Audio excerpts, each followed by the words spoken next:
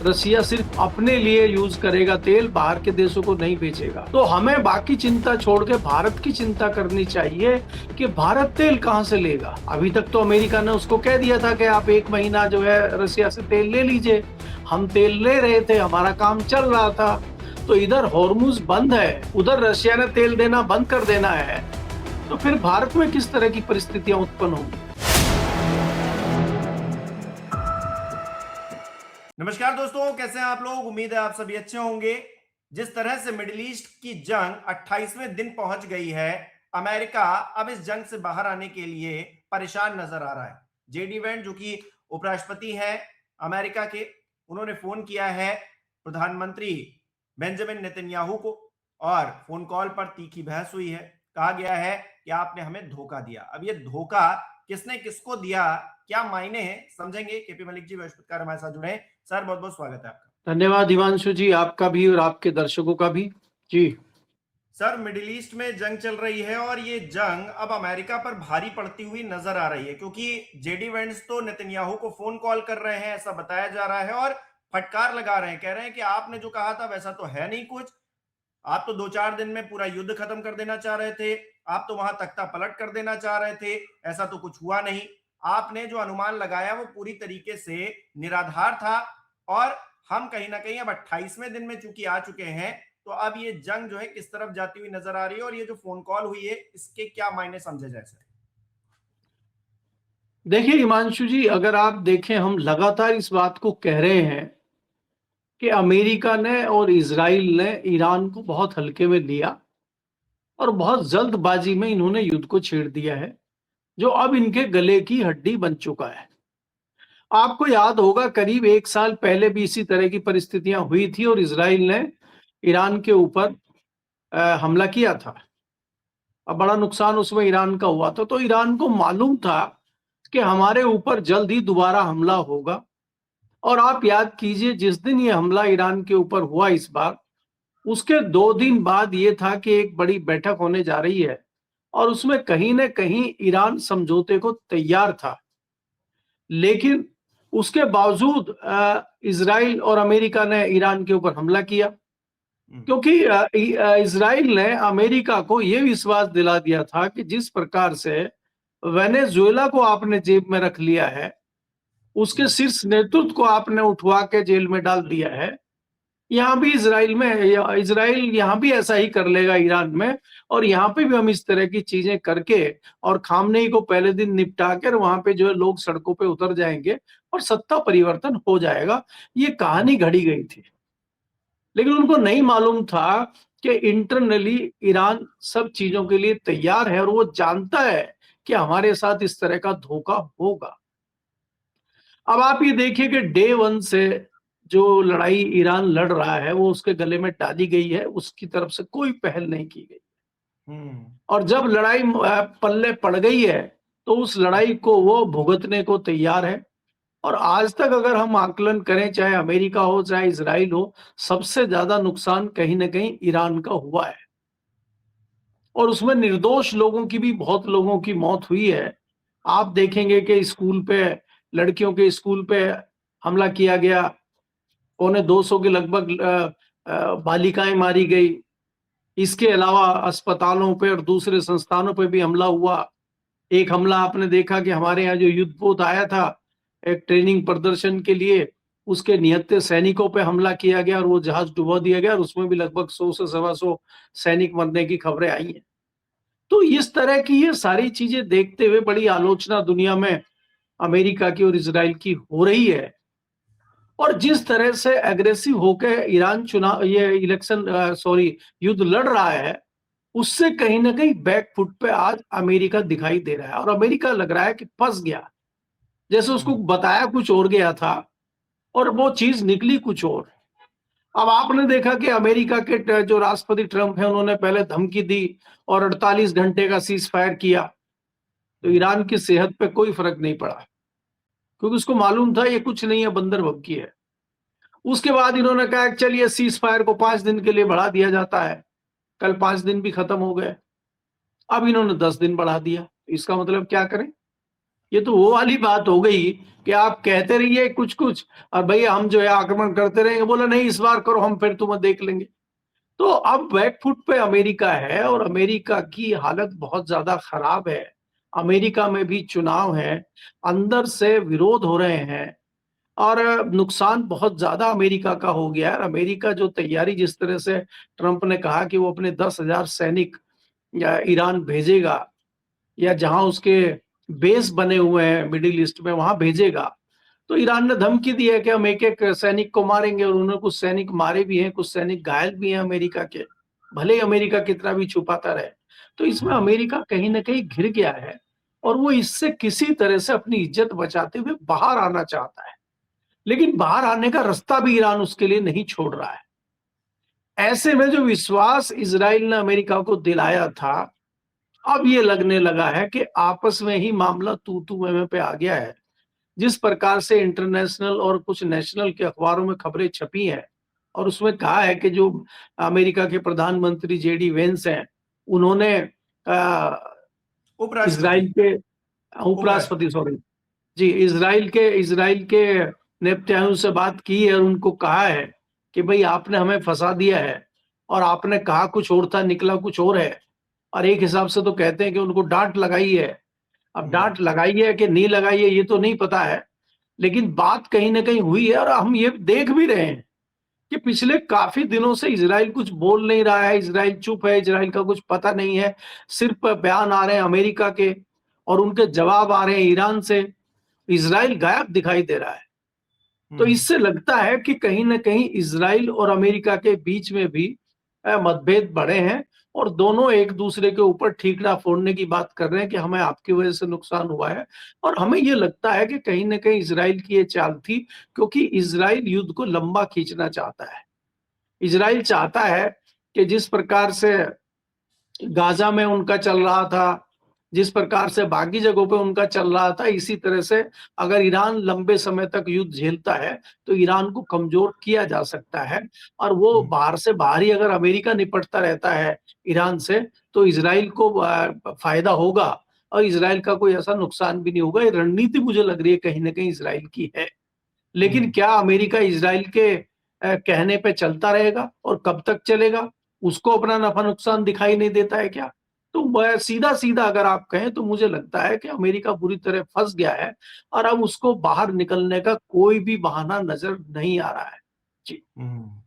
अच्छा, अब क्या एक नई कहानी भी बन रही है क्या कि ट्रम्प एक तरफ जो है एग्रेसिव नजर आ रहे हैं, लेकिन जेडी वेंट्स आए हैं, वो कह रहे हैं कि भाई आपने जो कहा था हम आपसे सहमत नहीं है। मतलब अमेरिका की एक दूसरी छवि भी दिखाने की कोशिश की जा रही है कि भाई हम इतना लंबा युद्ध नहीं लड़ना चाहते हैं, हम युद्ध के पक्ष में नहीं है। क्योंकि ट्रम्प तो सीधे तौर पर यही कह रहे हैं कि हम मार गिराएंगे, हम कब्जा कर लेंगे। मतलब उनका जो रुख है वो बिल्कुल अलग है।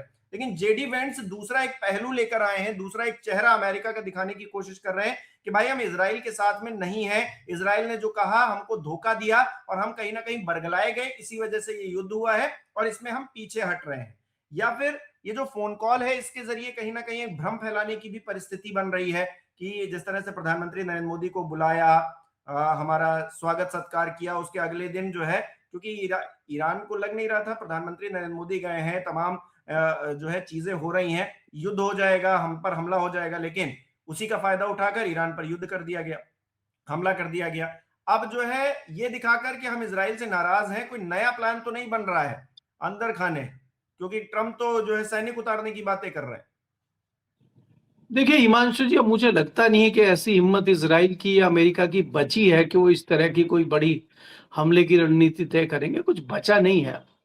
देखिए ईरान के पास अब खोने को कुछ बचा नहीं। ईरान को जितना खोना था, जितना नुकसान ईरान का होना था वो हो चुका और ईरान मरने मारने पे अब बेताब है।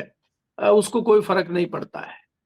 यहाँ पे जो आप उपराष्ट्रपति की बात कर रहे हैं, अमेरिकन उपराष्ट्रपति जिस तरह की चीजें कर रहे हैं, वो इसलिए कर रहे हैं कि अमेरिका में भी नीचे से विरोध के सुर उठ रहे हैं हम्म। और अमेरिका में भी चुनाव चल रहे हैं, कुछ जगह पे चुनाव चल रहे हैं, कुछ जगह पे चुनाव आने वाले समय में होने हैं। तो इससे कहीं ना कहीं खतरा उनकी पार्टी को नजर आ रहा है और उनको आ रहा है कि अगर यही परिस्थिति रही तो पार्टी को भारी नुकसान होगा। तो और ये जेडी देखते वेंस हुए जो है अगले राष्ट्रपति के लिए उम्मीदवार भी हैं। जी, इसीलिए इसीलिए उनको भी लगता है कि अगर मैं ट्रंप के पीछे बैठा रहा और ट्रंप की हाँ में हाँ करता रहा, तो मेरा नंबर कभी नहीं आएगा, मुझे एक अलग लाइन लेके चलना होगा। तो इसीलिए ये इंटरनल मैटर है अमेरिका का, और वो जो वेंस साहब हैं, वो अपना अलग एक रास्ता बनाते हुए राष्ट्रपति चुनाव की तरफ जा रहे हैं। उनको लगता है कि अगला मैं तभी बन सकता हूँ अगर इस तरह की परिस्थितियाँ रहेंगी। लेकिन जिस प्रकार से सारी चीजें हुई हैं, उससे ट्रंप की खींचालेदर देश में बहुत ज्यादा हुई है। ऐसे में ये आसानी से राष्ट्रपति बन जाएंगे, आसानी से बहुमत इनको मिल जाएगा, मुझे लगता है मुश्किल है। लेकिन अभी बहुत कुछ कह देना, उसमें कुछ जल्दबाजी भी होगी, क्योंकि अभी कोई ऐसा निर्णय आया नहीं है, अभी कुछ ऐसा हुआ नहीं है, अभी थोड़ी देर है इसमें।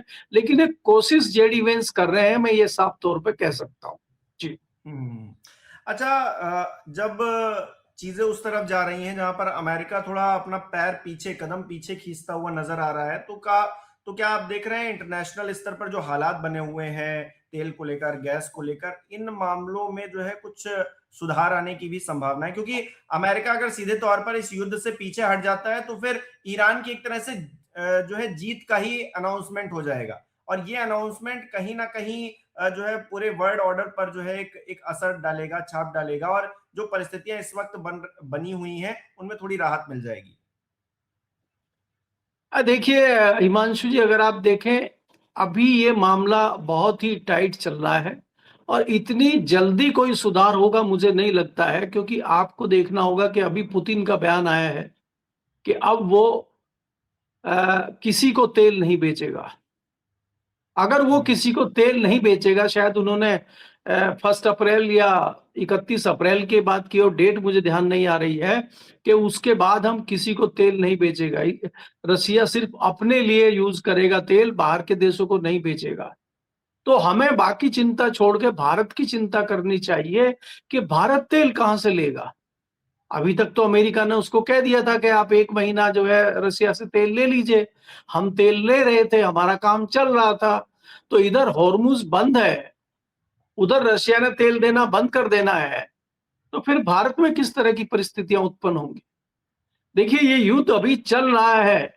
अगर युद्ध समाप्त भी हो जाता है, तो युद्ध समाप्त होने में, सामान्य परिस्थिति बनने में 6 से 8 महीने लगेंगे।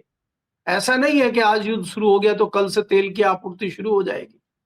जो तेल के कुएं हैं, जो रिफाइनरी हैं, बाकी चीजें हैं, उनकी मेंटेनेंस होगी। लोग भाग गए हैं, उनको ठीक किया जाएगा, चालू किया जाएगा। जो नुकसान है, जो डैमेज हुआ है, उसको ठीक किया जाएगा। उसमें महीनों का समय लगता है। तो भारत कहाँ खड़ा है इन परिस्थितियों में, ये देखना बहुत जरूरी है। और दूसरा, जिस प्रकार से डॉलर लगातार बढ़ रहा है और रुपया गिर रहा है, उसमें तो बिना कुछ लिए, बिना कुछ दिए ही हमारा लाखों करोड़ों का नुकसान हो रहा है। बिल्कुल। अगर आप 1 रुपये का भी देखेंगे, अगर डॉलर की कीमत बढ़ रही है, रुपए की कीमत गिर रही है, और हमारा तो उसमें ही बहुत ज्यादा नुकसान हो रहा है। तो हम कैसे उन चीजों की भरपाई करेंगे, कैसे हम तेल लेंगे? देखिए, भारत में जिस प्रकार की राजनीति चल रही है, मुझे तो लगता है कि देश में 5 राज्यों में चुनाव चल रहे हैं। अभी अभी वोटिंग शुरू होगा। मुझे तो ये लग रहा है कि जिस दिन वोटिंग का आखिरी दिन होगा, 5 बजे, 5:30 बजे घोषणा हो जाएगी कि तेल के दाम बहुत अधिक बढ़ा दिए गए हैं।